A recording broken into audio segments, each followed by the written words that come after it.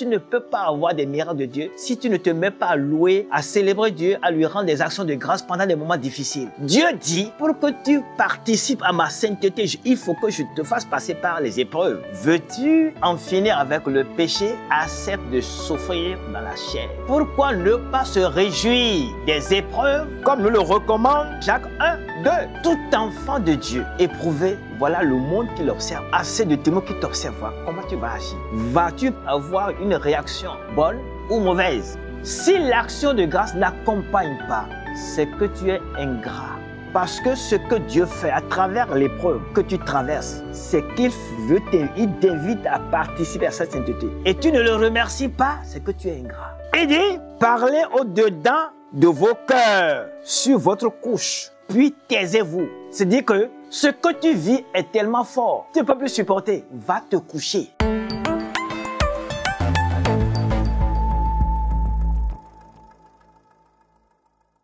Jésus, Jésus, Jésus, Jésus, peuple de Dieu. Shalom, shalom, je viens vous shalomer ce matin à ce rendez-vous de la parole de sagesse.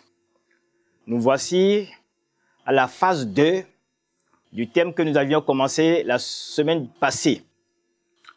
Alors, nous allons prier. Nous allons prier. Nous baissons nos têtes. Seigneur, nous voici à ce rendez-vous d'enseignement et d'instruction que toi-même tu as initié, toi étant même la sagesse, le fondement de la sagesse et de l'intelligence.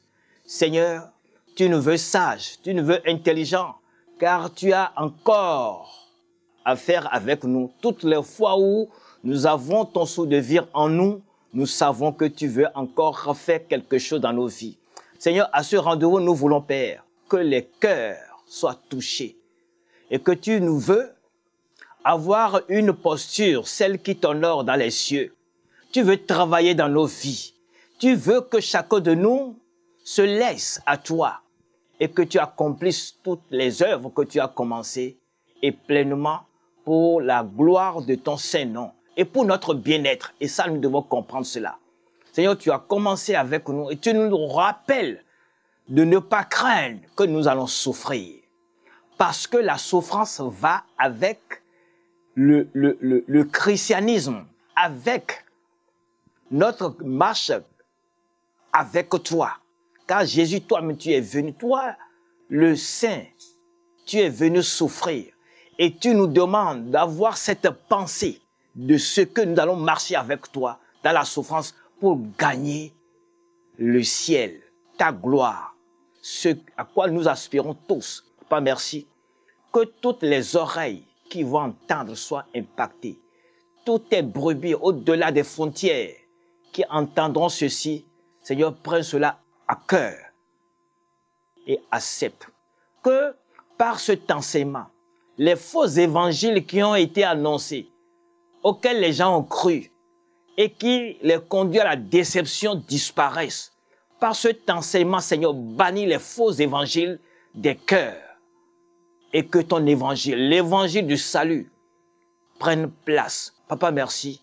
Seigneur, nous confions cet emplacement entre tes lieux, entre tes mains, et que ton feu embrasse tout, assainisse l'atmosphère, et que le Saint-Esprit prenne le contrôle. Seigneur, enseigne-nous, conduis et poursuis tout. Nous nous abandonnons à toi, comme un instrument que tu utilises à l'occasion pour nous relever. Papa, merci. Au nom de Jésus, nous avons prié. Peuple de Dieu, soyez bénis, soyez fortifiés. Nous sommes au rendez-vous. La dernière fois, c'était donc le même thème. Ne crains pas que tu vas souffrir.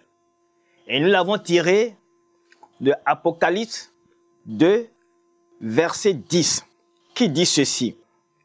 Ne crains pas ce que tu vas souffrir.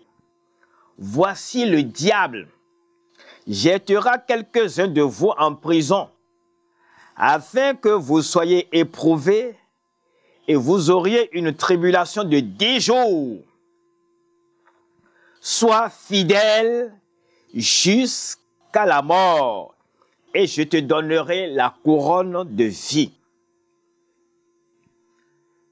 Ce verset nous donne 3 leçons. De toute façon, je déduis de ça 3 leçons. La toute première, c'est que les épreuves auxquelles nous sommes soumis ne sont pas toutes les conséquences de nos péchés. Ça, c'est clair. Bien sûr, il y a des souffrances qui résultent des conséquences de nos péchés, mais elles ne sont pas toutes. Et voici un des cas. Le deuxième, c'est de comprendre que la Bible n'appelle pas épreuve toutes nos souffrances. Ça veut dire que toutes les souffrances que nous subissons, que nous traversons, ne sont pas forcément des épreuves envoyées de Dieu. Parce que nous savons que les épreuves sont des souffrances envoyées par le Seigneur pour travailler dans nos vies. Et c'est en cela que la Bible nous dit, dans 1 Pierre 4, 14 à 16, dit, « Si vous êtes outragés pour le nom de Christ, vous êtes heureux, parce que l'Esprit de gloire, l'Esprit de Dieu repose sur vous. Que nul de vous, en effet, ne souffre comme meurtrier. Si vous souffrez pour avoir été un meurtrier, pour avoir droit tuer quelqu'un, ne dites pas que c'est une épreuve de Dieu. Que nul de vous ne souffre comme voleur ou malfaiteur, ou comme s'ingérant dans les affaires d'autrui. » Donc, la Bible ne considère pas toutes les souffrances comme épreuves. Si toi, tu vas crier, tu vas chercher, ne dis pas que Seigneur Dieu t'a éprouvé. La troisième leçon, c'est de comprendre que la récompense ne vient qu'à notre fidélité. La récompense vient découle de notre fidélité jusqu'à la mort. Il dit, fidèle jusqu'à la mort. Est-ce que tu seras fidèle à Jésus jusqu'à la mort? Donc, c'est les trois leçons que je tire d'abord de ça. Car déjà, la Bible dit, dans Lamentation 3, « Qui dira qu'une chose arrive sans que le Seigneur l'ait ordonné? N'est-ce pas de la volonté du Très-Haut que viennent les maux et les biens?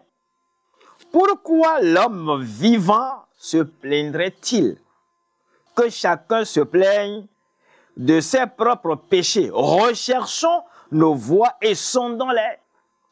Et retournons à l'Éternel. Élevons nos cœurs et nos mains vers Dieu qui est au ciel.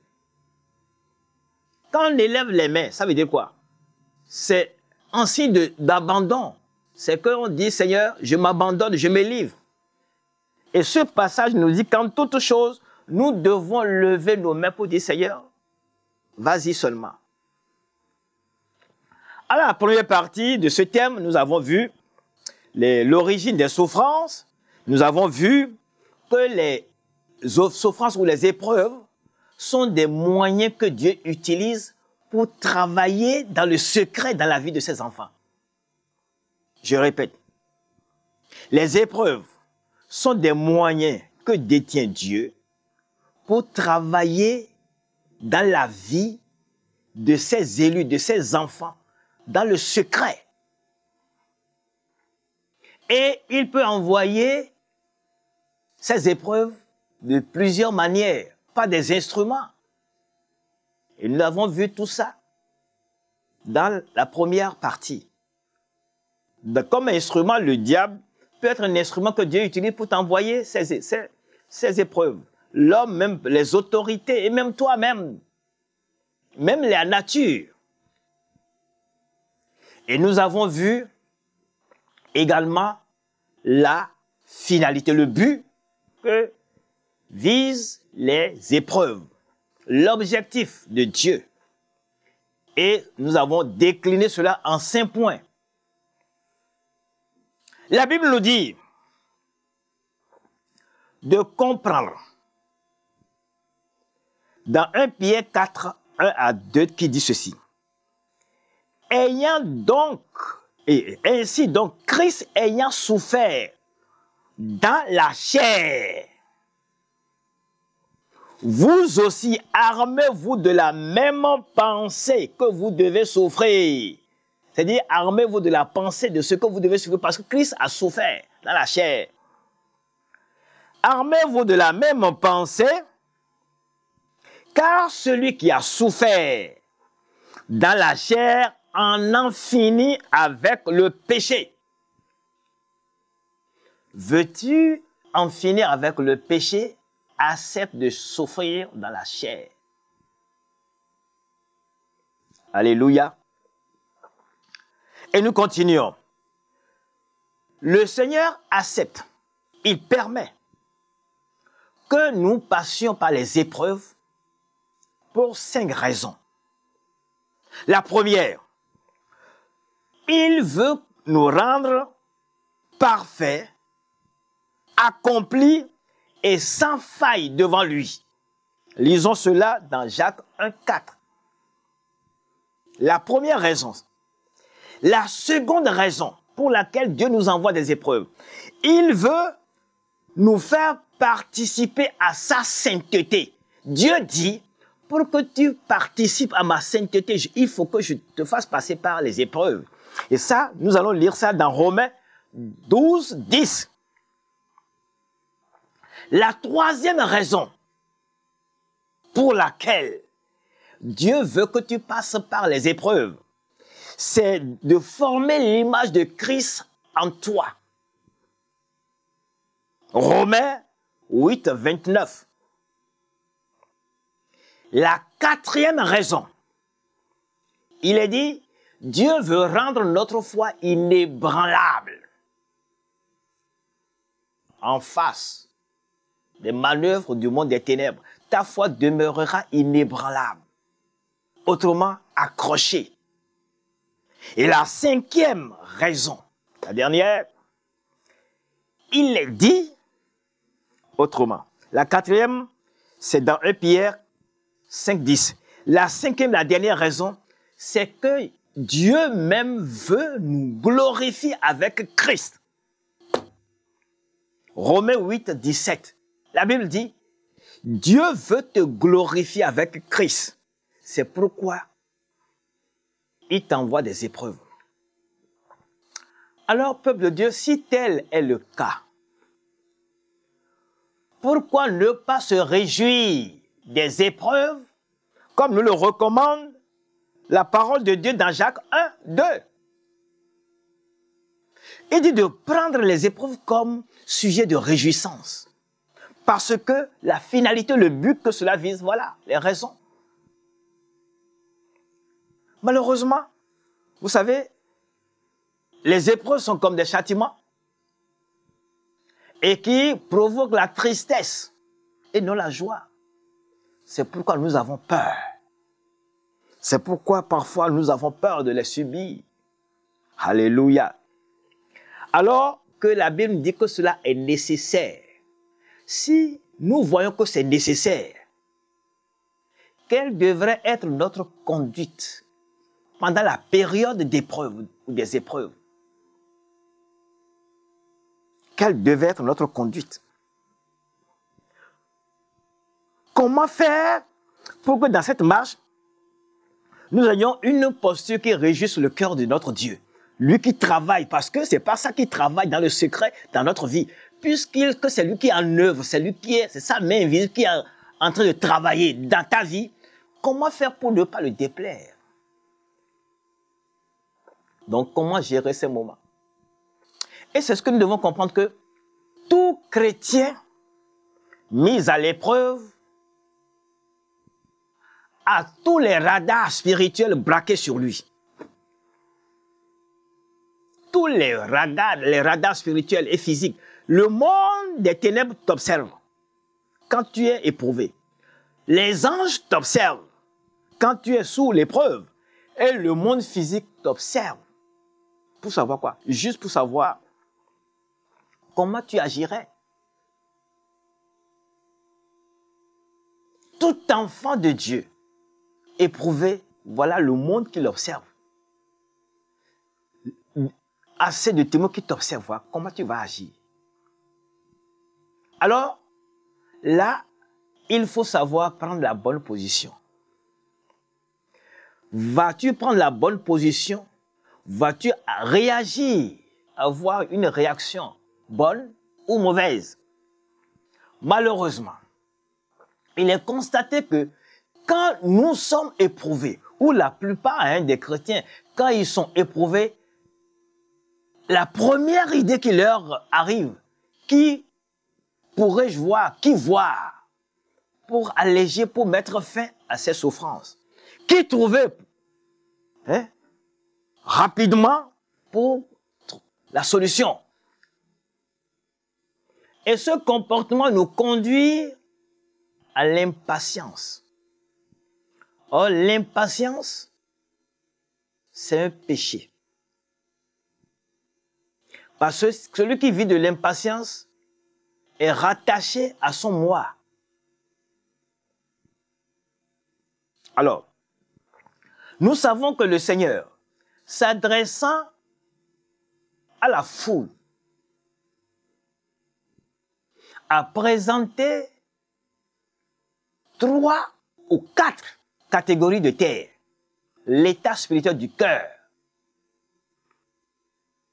Et nous avons, dans les 3 premiers évangiles, nous allons voir la même chose, comment le Seigneur a décrit le cœur de l'homme. Nous remarquons qu'il n'est pas rare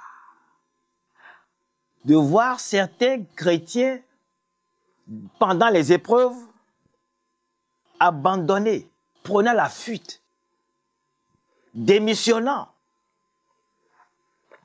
Alors, ceux qui souffrent et qui fuient la souffrance et sont prêts même à tout compromis, à toute compromission, ceux-là n'atteindront jamais leur destinée. Ils abandonnent le combat. Et le deuxième cas, nous allons voir des gens, pendant les épreuves, se rebellent contre Dieu et estiment qu'ils ne méritent pas ça. Alors, pourquoi cela leur arrive? Et à ceux-là, je leur dis, ça t'arrive parce que la main invisible de Dieu est à l'œuvre dans ta vie. Tu peux être un chef et du jour au lendemain, le Seigneur te ramène à zéro, un planton, parce qu'il veut faire quelque chose dans ta vie.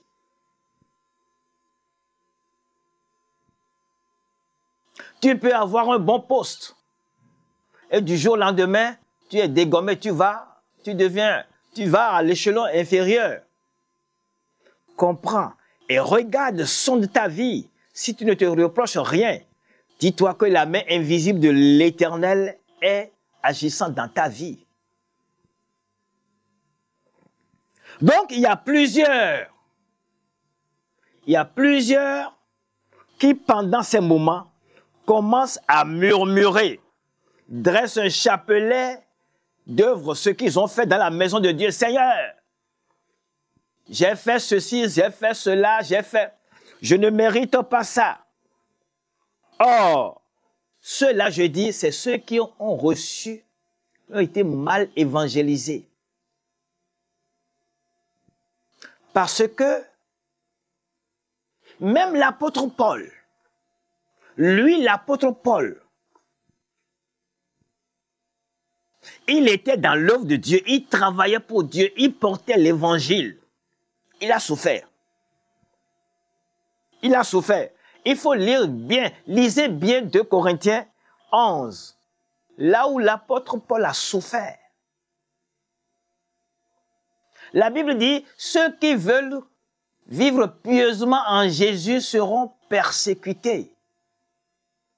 Ils n'ont pas, ceux-là n'avaient pas été enseignés là-dessus. Ils ont été enseignés par l'évangile de la prospérité. Donc quand tu viens à Jésus, tout est plat. Et puis, tu ne vas plus. Et quand ils sont arrivés, et ils butent contre la souffrance, mais ils commencent par murmurer, on ne m'a pas dit ça. Je croyais que c'est seulement les païens qui doivent souffrir. Or, les murmures, Dieu condamne les murmures. Vous, ce n'est pas rare d'entendre un enfant de Dieu dire, mais qu'est-ce que j'ai fait pour mériter tout ça? Savez-vous que c'est une injure à Dieu? Celui qui dit qu'est-ce que j'ai fait pour mériter tout ça, ça veut dire qu'il rend Dieu injuste. Il dit à Dieu qu'il est injuste. Il traite Dieu d'injuste. C'est une offense. Donc ceux qui tiennent des propos, je les invite à la repentance. Ce que tu vis avec ton mari, ce que tu vis avec ta femme, ce que tu vis avec tes enfants, ce que tu vis avec ton patron, qui soit, je ne sais pas, avec quelqu'un, comprends que la main de Dieu est là, en train de travailler. Et il veut quoi? Que tu persévères jusqu'à la fin. Que tu arrives, tu tiennes jusqu'à la fin. Il y a également ceux qui perdent le courage et sont parfois confus, s'accusant et cherchent désespérément à se cacher, à amoindrir le coup. Et là, nous pouvons noter le cas de l'enfant prodigue, ça, nous connaissons ça. Il commence par s'accuser. Mais c'est des leçons que Dieu donne. Et ce que nous devons faire, toutes les fois nous traversons des épreuves, nous devons avoir des compagnons de route pour tenir. Et il y a ceux qui pensent que derrière ces épreuves, il y a des enseignements.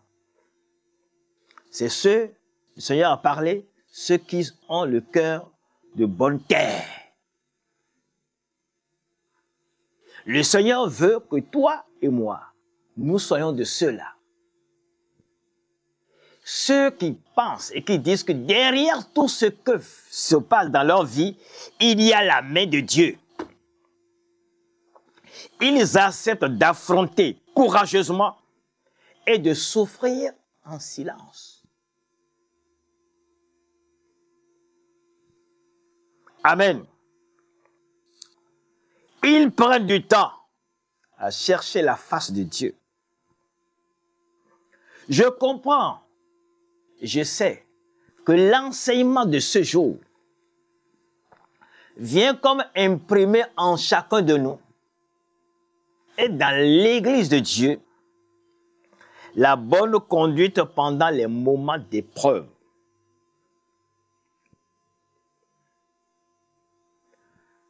Alors, pour commencer, nous allons jauger notre foi. Il y a 3 questions qui seront posées à ta foi. Et ta foi doit pouvoir répondre à ces 3 questions. Si la réponse est bonne, on pourra aboutir à d'autres étapes. La première, sais-tu que Jésus t'aime? La Bible dit, Dieu a tant aimé le monde. Mais plusieurs racontent ça du bout des lèvres. Est-ce que tu sais que Jésus t'aime? Est-ce que tu sais que tu es l'unique au monde? L'unique créé de ton genre dans ce monde. Est-ce que tu es convaincu que Dieu t'aime? La première question, ta foi doit répondre à cela. La deuxième question, est-ce que tu es convaincu que Jésus est là à côté de toi? Parfois en toi. Et qu'il te connaît.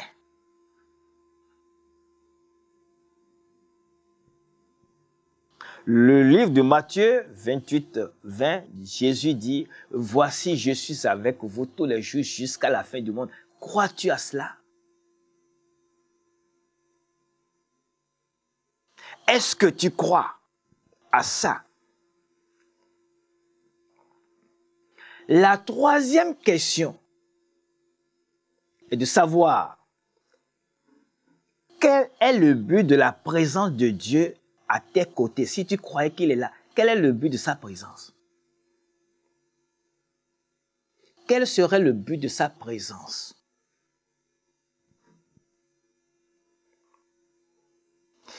Si tu es certain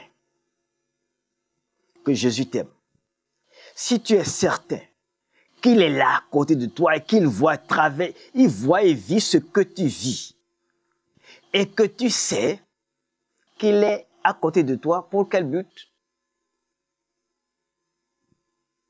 La Bible dit, Ésaïe 41, verset 10, « Ne crains rien, car je suis avec toi.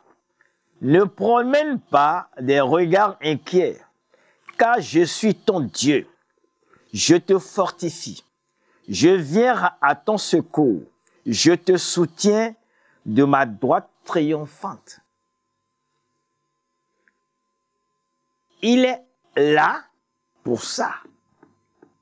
Il est là pour ça. Et n'oubliez pas que le Seigneur même dit, hors de moi, vous ne pouvez rien faire.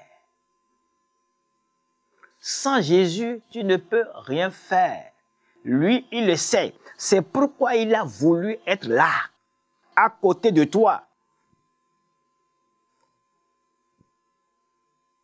Si tu comprends ça, il te faut alors des compagnons de route pendant cette période d'épreuve. Et nous avons 4 compagnons de route que tu dois chercher à voir. Ils sont indispensables pour te conduire jusqu'à la mort dans la fidélité à Jésus. Ces compagnons sont nécessaires pour te garder dans la fidélité jusqu'à la mort. Le premier s'appelle la patience. Le second, la persévérance. Le troisième, la prière. Le quatrième, action de grâce. La patience est le fait de supporter des offenses, des injures et un malheur sans broncher, sans chercher à riposter. Se confiant à Dieu, c'est la première étape, ça. Celui qui est patient, il sait que quelque chose est en train d'agir, que Dieu, il met sa confiance en Dieu. Elle nous enseigne à compter sur Dieu, qui est le juste juge, et à évoluer au rythme du Seigneur, parce qu'il n'est pas pressé. Il laisse Dieu faire. Là, la Bible nous enseigne que l'épreuve est le moyen que Dieu utilise pour travailler en secret dans notre vie. Donc, lui laisse Dieu faire. L'impatience nous rend indépendants de Dieu. Nous voulons que rapidement tout soit vite fait. Nous voulons que Dieu évolue à notre rythme. Non. Nous ne sommes pas maîtres de Dieu. C'est Dieu qui est notre maître. Si tu comprends ça, tu dois être patient. Plusieurs ont détruit leur destinée par l'impatience, par manque de patience. Tellement pressés ils sont et ils ont abandonné le combat. Ou ils ont fait un mauvais choix dans le combat. Le monde, ce monde dans lequel nous sommes et qui va à sa perte, reconnaît que la patience a un chemin d'or. Vous voyez, les païens disent, Si ils savent que la patience est un chemin, donc comprends que la patience a quelque chose à t'enseigner, toi, a quelque chose à faire dans ta vie. C'est de compter sur Dieu. Le deuxième compagnon, la persévérance.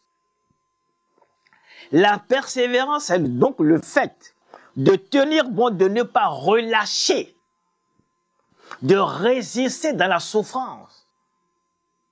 Résister sans se décourager. On tient bon pour voir la fin. La Bible dit la fin de toute chose vaut mieux que son commencement. Il tient bon pour voir jusqu'où ça va terminer.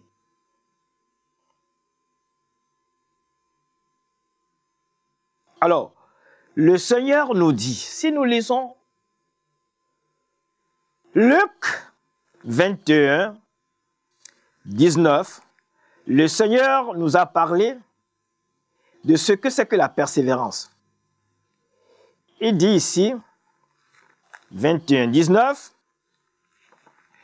le Seigneur dit, par votre persévérance, vous sauverez vos âmes.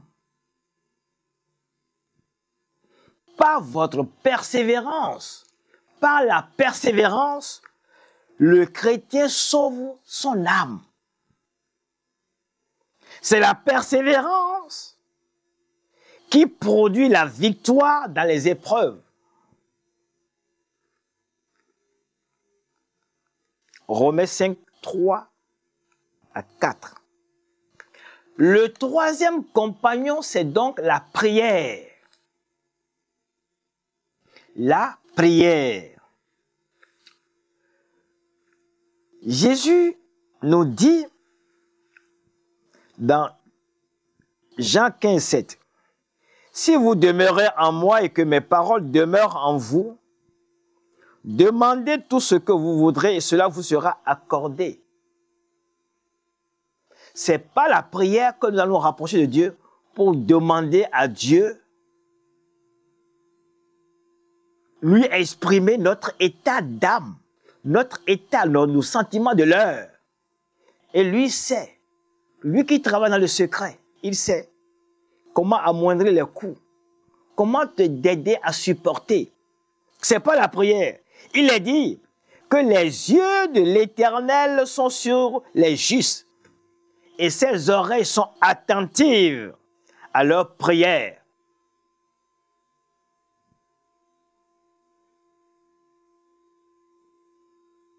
Le sais-tu?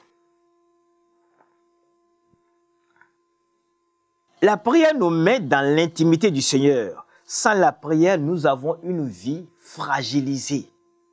Nous sommes fragilisés.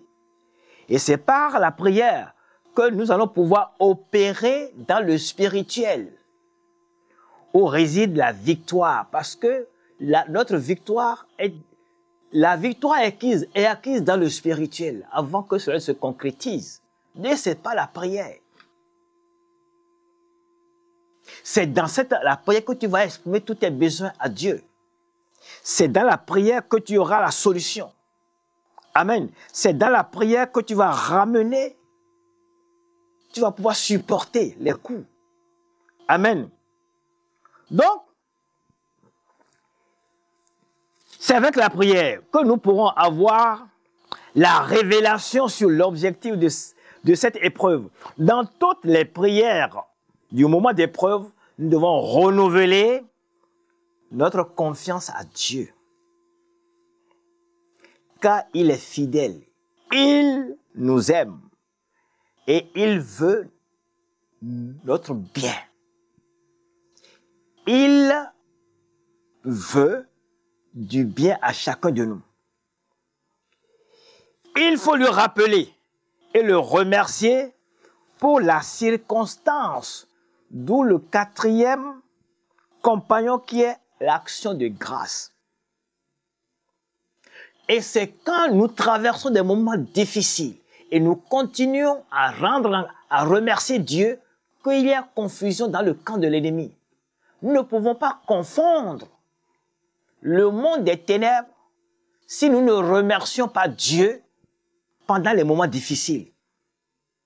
Parce que Lui, le diable s'attendait à ce que pendant les moments difficiles, nous pleurions, nous murmurions, nous posons des actes qui n'honorent pas Dieu. Mais tu continues de louer ton Dieu, de le célébrer, de le remercier. Lui, le monde des ténèbres est confus. Il ne comprend pas ça. Alors, quand il y a ça, Dieu même se réjouit. Et du haut des cieux, il peut te dire, voici mon enfant. Car il est dit, dans 1 Thessaloniciens 5, 18, rendez grâce en toutes choses, car c'est à votre égard la volonté de Dieu en Jésus-Christ. Écoutez, ce verset dit, la situation que tu traverses, c'est la volonté de Dieu à votre égard, en Jésus-Christ. C'est parce que vous êtes en Jésus-Christ que cela vous arrive. Et Dieu le veut ainsi. C'est ce que ça veut dire. Dieu, ce passage dit, ce que tu vis comme épreuve actuellement, Dieu le veut parce que tu es en Jésus-Christ. Et comme les cinq raisons pour lesquelles Dieu nous éprouve nous disent que c'est pour, Dieu le permet pour que nous puissions participer à la sainteté de Dieu. C'est parce que tu es en Jésus que cela t'arrive ainsi. Et c'est parce que tu es en Jésus que Dieu veut te faire participer à sa sainteté. Et c'est pourquoi cela t'arrive. Il a dit encore, dans Philippiens 4, 6, il dit, ne vous inquiétez de rien, mais en toutes choses, faites connaître vos besoins à Dieu par des prières et des supplications avec des actions de grâce. Si l'action de grâce n'accompagne pas, c'est que tu es ingrat. Parce que ce que Dieu fait à travers l'épreuve que tu traverses, c'est qu'il t'invite à participer à cette sainteté. Et tu ne le remercies pas, c'est que tu es ingrat. Quand nous sommes armés de ces 4 compagnons, c'est certain que tu vas réussir. Dieu te donnera la grâce de supporter et de réussir. Tu vas réussir. Gloire à Jésus. Et Colossiens 4, 2 dit, persévérez dans la prière, veillez-y avec action de grâce. Et quand nous allons parmi les 4 compagnons, les 4 compagnons de route, nous avons la patience et la persévérance qui sont des composantes du fruit du Saint-Esprit. Dans les épreuves, la patience nous permet donc de prendre le temps nécessaire pour identifier l'instrument que Dieu utilise pour travailler dans nos vies. Alléluia. Tandis que la persévérance nous engage à la détermination à résister dans les épreuves ou les affronter jusqu'à la fin.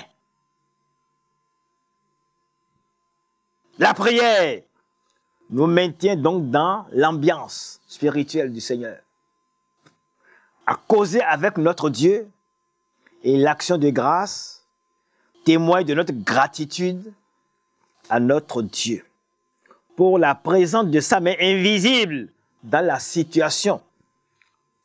C'est un acte de confiance. Nous avons vu dans la parole de Dieu, toutes les fois où les disciples du Seigneur sont jetés par-ci dans les prisons, d'autres par là, et ils se mettent à chanter, à louer, à remercier Dieu. des miracles s'opèrent. Tu ne peux pas avoir des miracles de Dieu si tu ne te mets pas à louer, à célébrer Dieu, à lui rendre des actions de grâce pendant des moments difficiles. Parce que les moments difficiles aiguisent notre foi. Ça y est, donne le témoignage. C'est-à-dire que rend notre foi inébranlable. Quand tu as une foi inébranlable pendant les moments difficiles, c'est tout comme tout va bien. C'est tout comme tout va bien.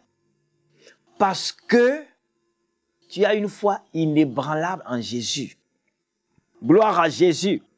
Nous continuons. Avec ces 4 compagnons, tu n'auras plus l'occasion de pleurnicher. Comme le font certains, les païens. C'est dommage qu'on voit cela. Certains comportements que le Seigneur ne voudrait pas voir chez ses enfants. Se plaignent amèrement des malheurs de leur vie. Et à d'autres qui clament haut et fort, qui crient. Tout le monde doit savoir ce qu'ils traversent. Et il y en a qui s'apitoient sur leur sort. C'est des choses que le Seigneur n'aime pas. T'apitoyer sur ton sort. C'est que le moi est encore là. Tous ceux qui s'apitoient sur leur sort, ils ont encore le moi vivant. Leur moi est encore là en puissance. La Bible dit, et nous le disons, nous chantons, si je vis, ce n'est plus moi qui vis. Jésus dit, quiconque ne renonce pas à sa propre vie ne peut être mon disciple. Si tu t'apitoies sur ton sort, comprends que tu as ton moi là, en vie et en puissance. Tu ne peux pas être disciple du Seigneur. Et tous ceux qui s'apitoient sur leur sort, ils veulent attirer l'attention de tout le monde autour d'eux. Vous voyez comment je souffre? Comment je souffre? Le Seigneur, peu importe l'instrument que Dieu utilise, Dieu veut te voir. Écoutez, gardez le silence devant lui et espérez en lui. Et le psaume 37, 7 nous dit, garde le silence devant l'Éternel et espère en lui. Ne t'irrite pas contre celui qui réussit dans ses voies, contre l'homme qui vient à bout de ses mauvais desseins. Nous avons vu les instruments que Dieu utilise. Le diable peut être utilisé, ton prochain, tes frères, tes parents, tes sœurs, les bien-aimés peuvent être utilisés. Et Dieu dit ne t'irrite pas contre lui. Il n'est qu'un instrument que Dieu utilise pour travailler dans le... Et c'est pour ton bien. Et nous devons comprendre ça. La Bible dit, nous n'avons pas à lutter contre la chair et le sang. Ce n'est pas... Ne le prends pas en adversité. C'est un instrument que Dieu utilise. Et c'est pour ton bien. Ce qui se fait, c'est pour ton bien. Dieu même peut utiliser le diable pour le faire. Le cas de Job est là, non? De plusieurs d'autres. Dieu veut quelqu'un comme Job sur la terre encore aujourd'hui. Est-ce que tu sais que là où tu es, le ciel là-bas, il y a un débat autour de ta vie? Dieu veut te voir. Et Dieu veut te vanter. Te prendre comme exemple, te vanter devant l'ennemi. Pour dire, voici, telle fille c'est ma fille. Voilà, tel homme c'est mon fils. Dieu cherche quelqu'un comme ça. Donc il dit, ne prends pas l'autre. Quand il réussit, il t'a menacé, non? Et il a atteint. Ne le prends pas en aversion. Reste calme. Le Seigneur est au contrôle. Et il continue. Et il dit dans Psaume 4, 5, il dit quoi? Tremblez et ne péchez point. Quel que soit ton sentiment, l'état, tu traverses les épreuves, quels que soient les sentiments qui t'animent, Dieu dit, tremble en toi-même. Ne pêche pas, n'ouvre pas la bouche pour pécher. Il dit, parlez au-dedans de vos cœurs, sur votre couche, puis taisez-vous. C'est-à-dire que ce que tu vis est tellement fort, tu ne peux plus supporter. Va te coucher. J'ai mis au-dedans de toi, Dieu entend. Et soit aie pour compagnon ces quatre-là. Hein? Patience, persévérance, et prière et action de grâce. Reste dedans, reste dedans. Ces quatre-là vont t'aider, ils vont te conseiller, ils vont t'orienter, ils vont... Reste là. Tu ne veux pas pécher. Parce qu'en ouvrant la bouche, tu risques de pécher. C'est pourquoi Dieu te dit, tais-toi. Lisez bien ça. Il dit, tremblez et ne péchez point. Parlez en vos cœurs sur votre couche, puis taisez-vous. C'est le conseil que Dieu nous donne. Et le dernier passage que nous allons lire, et dit ici, il est bon d'attendre en silence le secours de l'Éternel. Lamentation 3, 26. Et tout ça, tu dois d'abord prendre comme repère le renoncement à toi-même. Tu dois savoir que ce que je vis là, je ne m'appartiens plus. Il faut reconnaître ça dans ta tête. Que Seigneur, pourvu que ma vie, là, te glorifie. Ce que tu fais dans ma vie là, pourvu que cela puisse t'honorer, toi, mon Dieu. Jésus veut t'entendre lui dire ça. Il veut que tu lui dises, Seigneur, ma vie là, ce n'est plus à moi. Que cela, aujourd'hui, que tout ce que j'ai à faire là puisse glorifier ton nom. Si tu n'es pas hypocrite et tu es sincère, Dieu va t'aider à franchir toutes ces étapes et tu vas demeurer dans la fidélité comme il le veut jusqu'à la mort.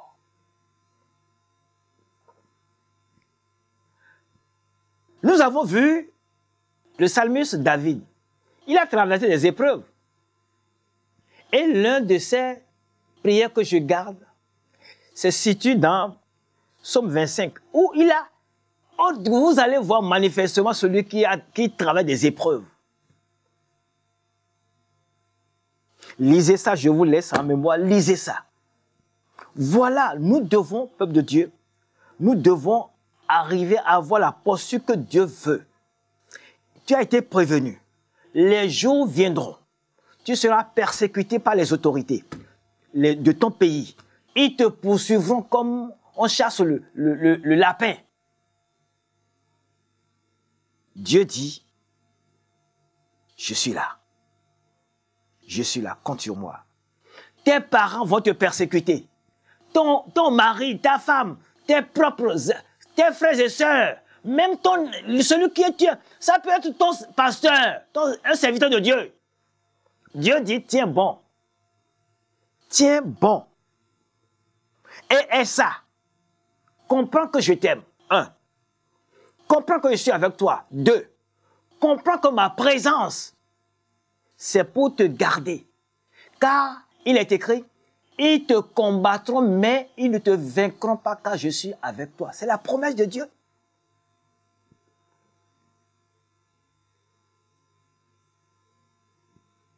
Quatre, comprends que Dieu, lui, il est même auteur de ces épreuves-là.